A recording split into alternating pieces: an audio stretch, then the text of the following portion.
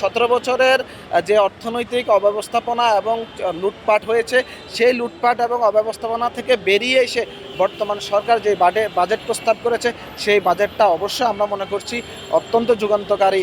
যেগুলো বেসিক নিডসের যে মধ্যে অন্তর্ভুক্ত, সেগুলোর দাম কমানো হয়েছে। আমরা যদি আগে নিজেরা বাঁচতে না পারি, আমাদের বেসিক নিডসকে যদি ফুলফিল না করতে পারি, তাহলে তো অবশ্যই আমাদের শৌখিনতার দরকার নেই।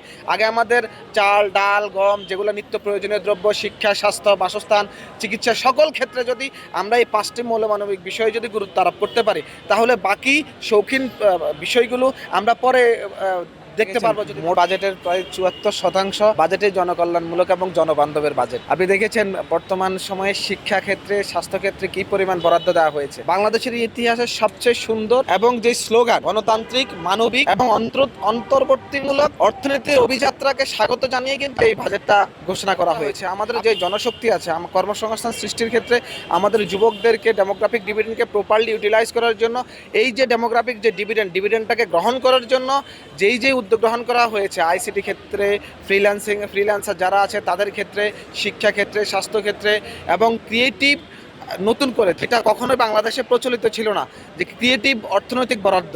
এই সৃজনশীল হাব হবে এবং প্রতিটি জেলায় জেলায় সৃজনশীল সেন্টার হবে, ইনোভেশন সেন্টার হবে। এই ধরনের উদ্যোগ কিন্তু অতীতে আমরা কখনো দেখিনি। সেই বেসিক নিডসকে গুরুত্ব দিয়ে কিন্তু বাজেটটা প্রস্তাব করা হয়েছে এবং আমরা মনে করছি এটা খুবই যুগ উপযোগী, সময় উপযোগী এবং বর্তমান বাংলাদেশের, আগামীর বাংলাদেশের সুন্দর সমৃদ্ধ বাংলাদেশ বিনির্মাণের ক্ষেত্রে যে বাজেট প্রয়োজন, সেই বাজেটটাই কিন্তু প্রস্তাবিত হয়েছে। এবং আগামী দিনে 74% যেহেতু বাজেটের 74% যেহেতু জনকল্যাণমূলক এবং জনবান্ধব, সেই ক্ষেত্রে আপনার এই বাজেটটা অবশ্যই জনকল্যাণমূলক এবং জনবান্ধব বাজেট হিসেবে আমরা মনে করছি।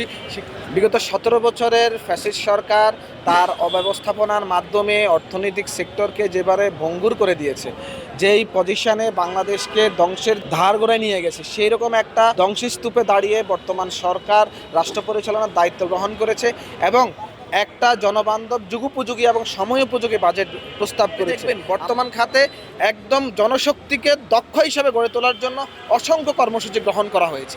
এই কর্মসূচিগুলোকে অতীতে কিন্তু ছিল না এবং আমরা নিজেরাও একজন ইয়াং হিসেবে আমাদেরকে দক্ষ নাগরিক হিসেবে গড়ে তুললে যে এই বাংলাদেশের স্বার্থে, জনগণের স্বার্থে, জনতার স্বার্থে আমরা দক্ষ হয়ে আমরা ভূমিকা পালন করব অর্থনীতিতে, সেরকম সুযোগ কিন্তু বিগত সরকার দেয়নি।